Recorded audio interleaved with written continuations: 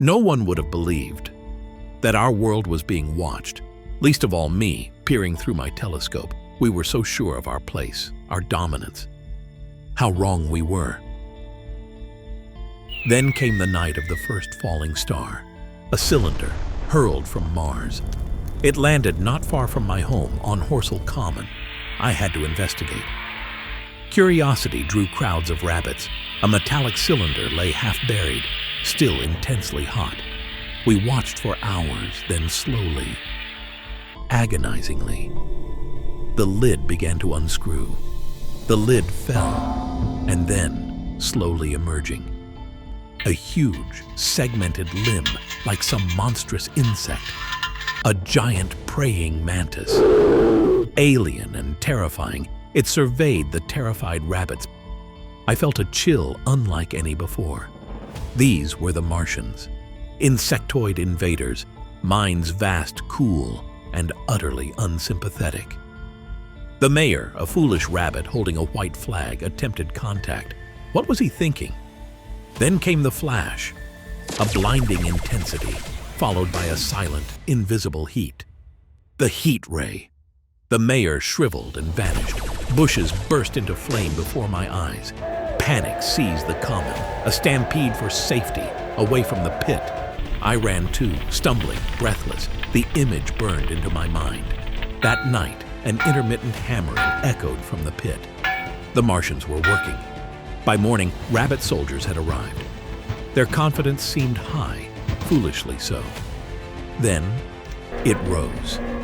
A walking engine of glittering metal. A tripod. Striding faster than any creature could run, it surveyed the landscape. My blood ran cold. The rabbits' weapons were useless toys against their advanced technology. The heat ray answered, swift, silent, and utterly devastating.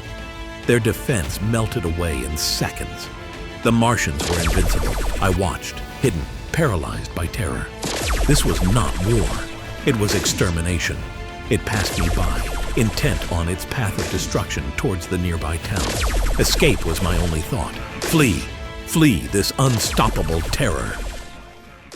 I fled Woking, driven by primal fear. Behind me, the glow of destruction lit the sky. The roads became rivers of panicked rabbits, desperate to escape the Martian terror. Then I saw it again. The tripod, moving with terrifying speed across the land. More followed. Walking war machines, unstoppable, relentless. They deployed a new weapon, the black smoke, a heavy, suffocating vapor. It brought swift, silent death to any creature caught within its choking clouds. I learned quickly, avoid the smoke at all costs. Amidst the chaos, I met a fox, a former artilleryman, utterly disillusioned. He spoke of the Martians' invincibility, the futility of resistance. "It's all over," he declared. I refused to believe him. News spread like wildfire. London itself was threatened. I knew I had to reach London despite the danger, hoping my family was safe. But the Martian advance was relentless. Town after town fell to fire and smoke. The exodus intensified. Every route away from the Martians was choked with fleeing creatures. But escape seemed impossible. The tripods were closing in. Then, a moment of defiance. A Rabbit Navy ironclad, the Thunder Child, charged the invaders. Its guns roared, striking one of the metal giants. A flicker of hope. But the Martians retaliated. The heat ray lanced out across the water. The brave ship was destroyed, but it bought precious time for some fleeing rabbits. Witnessing such power, my hope dwindled. How could we possibly survive? Separated from any path to London, I was swept along by the tide of terrified refugees. London, the heart of our world, was falling. The Martians were taking the planet. Exhausted and alone, I sought refuge in the ruins of a shattered world. Trapped, surrounded by destruction, I faced a future dominated by the Martian invaders. The second phase of the invasion was complete. Our world, or what was left of it, seemed utterly defeated. Days turned into a nightmare of hiding. I found precarious shelter in a collapsed house. Through a crack in the wall, I observed the invaders up close. Too close. The praying mantis creatures emerged rarely, tending their terrible machines. I witnessed horrors. The Martians feeding, drawing blood from captured rabbits, a chilling glimpse into their alien biology, their cold disregard for other life. But I was not alone. A badger, driven mad by fear and faith, shared my prison. His loud despair threatened our hiding place, constantly. I urged silence, but the badger was lost to reason. Meanwhile, a strange crimson vegetation spread, choking the land. The red weed. Another sign of the Martian conquest, terraforming our Earth. Trapped for days, hunger gnawed at me, and the badger's madness grew. His cries became unbearable, a beacon for the Martians. The noise attracted attention. A Martian handling machine investigated the ruins. Discovery seemed inevitable. My heart pounded. In desperation, I silenced the badger. A grim necessity for survival, and an act that haunts me still. The machine took the badger, its search satisfied for now. Alone again, haunted by my actions, I endured. Time blurred, hope faded. The world belonged to the Martians, but then a change. The relentless Martian activity seemed to lessen. Driven by thirst and a sliver of curiosity, I finally emerged. The world was silent, draped in crimson, a graveyard planet.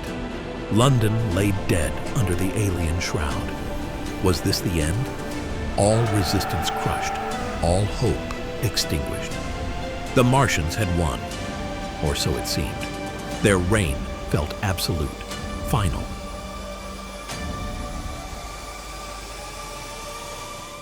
London was empty.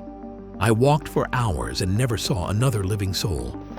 Then I heard the faint calls of crows. I walked towards the noise, resigned to my fate.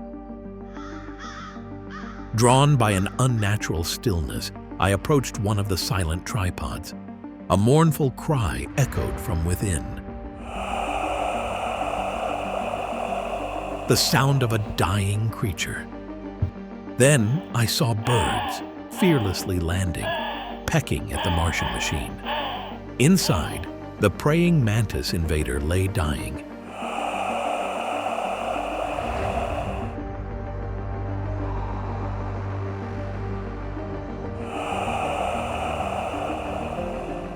Defeated not by rabbits, but by something far smaller. Earth's humblest things. Our bacteria, our diseases, against which they had no immunity. I remembered the badger. Although driven mad, he had also been suffering from a heavy cold. I looked across the ruined city. Silence.